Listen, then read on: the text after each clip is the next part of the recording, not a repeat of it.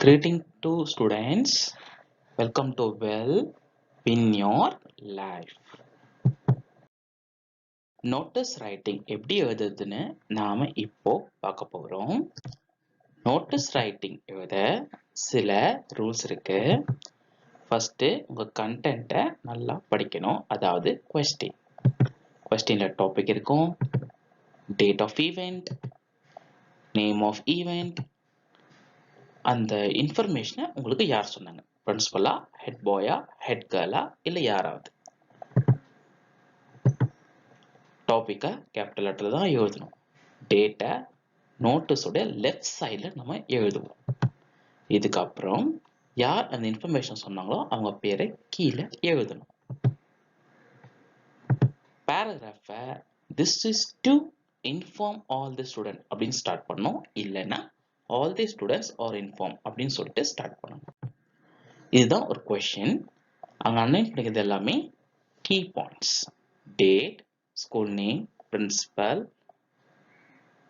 மற்ற டீட்டெயில்ஸ் எல்லாமே கீழே கொடுத்துருக்காங்க. ஃபர்ஸ்ட் நாம எப்படி எழுதணும் ஸ்டார்டிங்ல இருந்து பார்க்கலாம். ஒரு ரெக்டாங்குலர் பாக்ஸ் போட்டுக்கோங்க. மாடர்ன் மெட்ரிகுலேஷன் ஸ்கூல் தான் டாபிக். அதை நம்ம கேபிட்டல்ல தான் எழுதணும். இது முடிச்சதுக்கு அப்புறம் ட்ரிப் டு ஊட்டி அந்த சப் டாபிக்கை கேப்ஸ்ல எழுதணும். இது முடிச்சதுக்கு அப்புறம் டேட் வந்து நாம எழுதணும். என்னைக்கு எழுதுறீங்களோ அன்னைக்கு date, exam date. Paragraph starting this is to inform that அப்படின்னு நான் ஸ்டார்ட் பண்றேன். நீங்க இன்னொரு டாபிக் இருந்து உங்களால் முடிஞ்சா அதை நீங்க ஃபாலோ பண்ணுங்க.